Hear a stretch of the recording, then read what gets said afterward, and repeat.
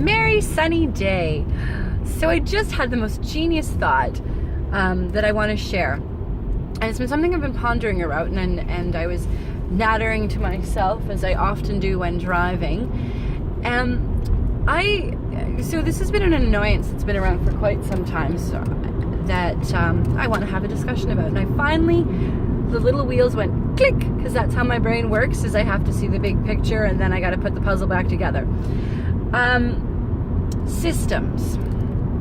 It's a very interesting construct that we've got going on in our collective consciousness about, 12-step program, or I can make 10 cents to make you a genius, make him fall in love with you in 5 steps, how to lose weight in 12 steps or 10 steps or 3 steps to be God, whatever your steps or system is.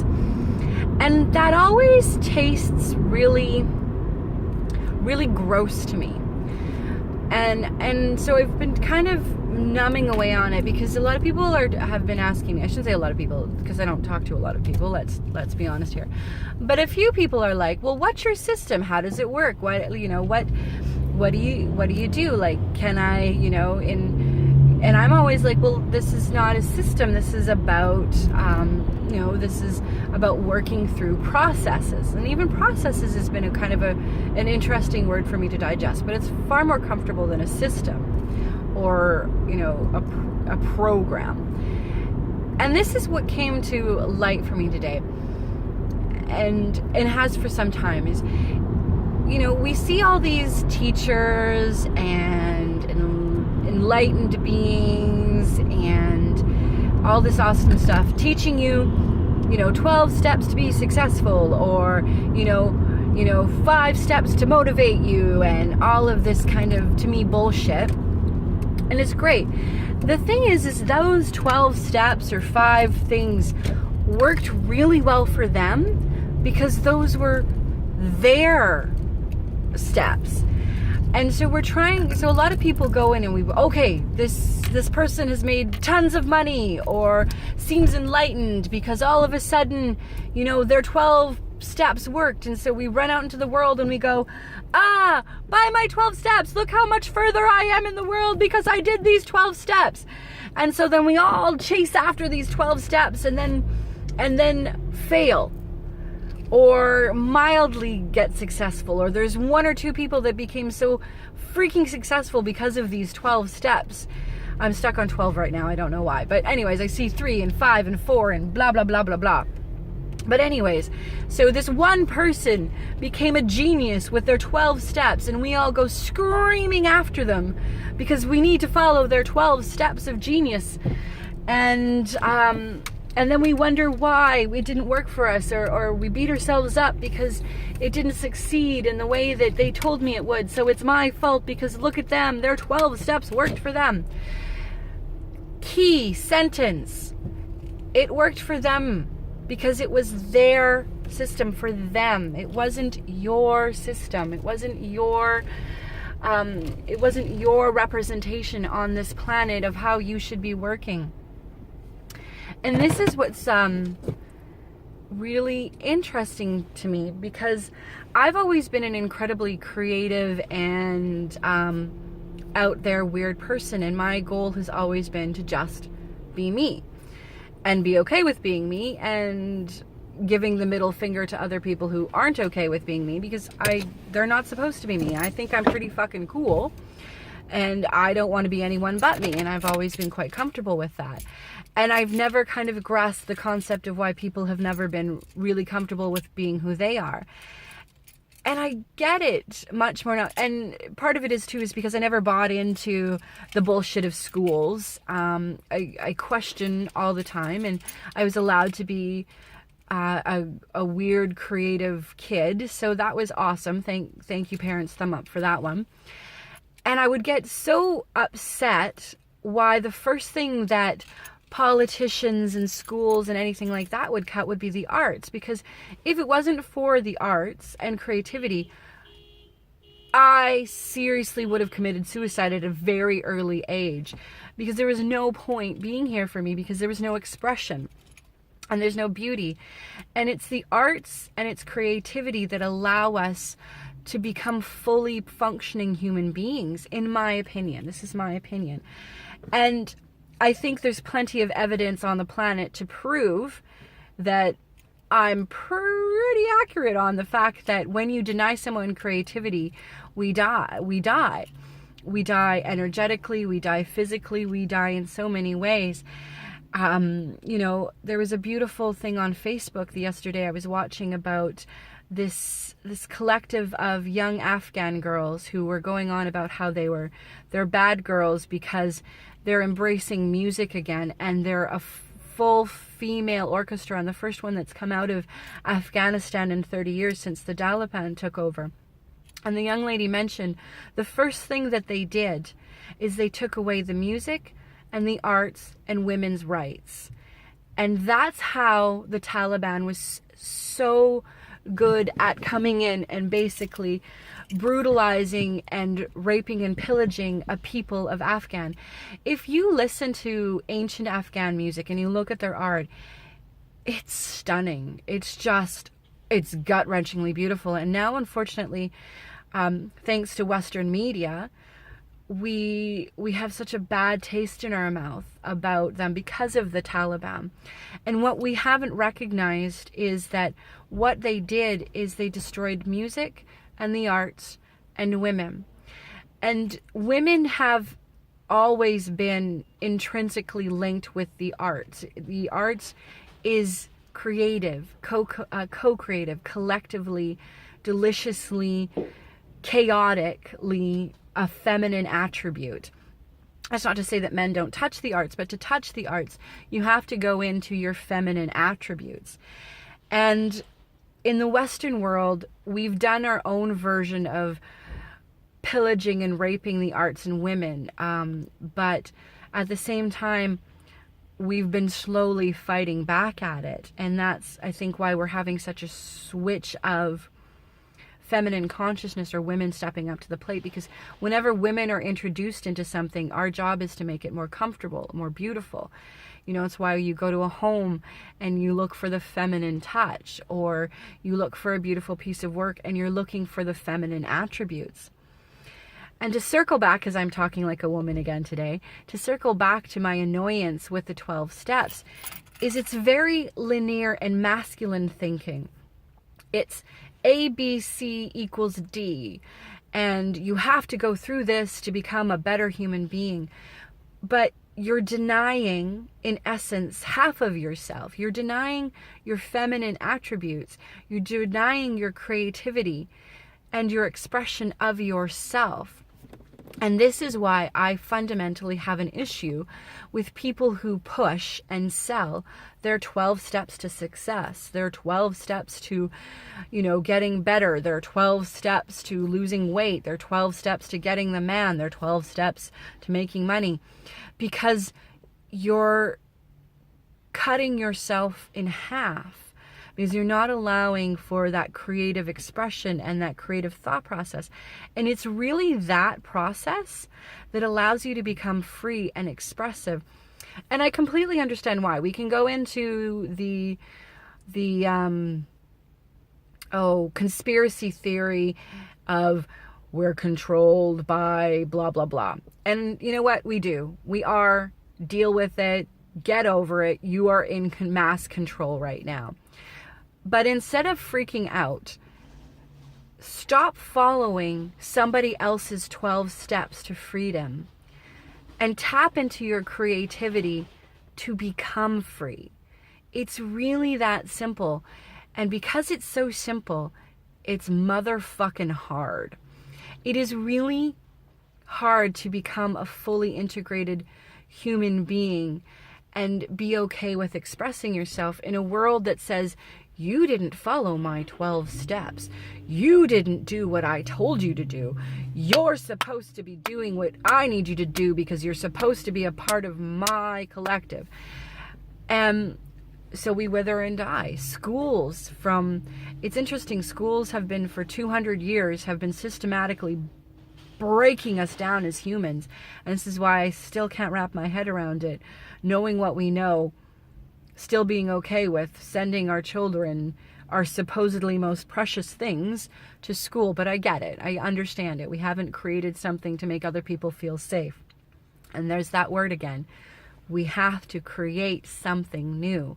And to do that, you have to start embracing your creativity and being okay with whatever comes out. Because another thing that 12 steps don't allow you is they don't allow you to fuck up. They don't allow you to see more than A, B, C, and D. And that's okay. So your 12 steps make you look like this. And sometimes we do need to put blinders on to be okay with going forward. But what happens when you walk in the world like this is I have to look like this. And that's kind of exhausting. When I have really good peripheral vision, I can see from here. And if I learned to go, I'm going here, straight ahead, I'm going straight. Okay, there's my personal steps to where I want to go, because where I want to go is not where you want to go. Where I want to go is to a free, co-creative, collaborative, amazing, juicy, beautiful world. Might not be where you want to go. I don't know where you want to go. That's up to you. Okay, I see the vision straight ahead. I understand. But what happens when I engage in my creativity and when I engage in expanding my vision and when I bring my masculine straight forward with my feminine peripheral awesomeness together is I can expand and I can start to see more of the landscape that I need to create with. And I can start to also see perceived dangers that might be coming at me. And I can also start to see where I can embrace more people and better perspectives in, so I can get to where I'm going faster and more engaging and far more interesting. You know, I can sing a song by myself, but when I sing with a choir, there's more power. And that's when you stop going straight ahead and thinking like a sort of a childish man thought process of my 12 steps.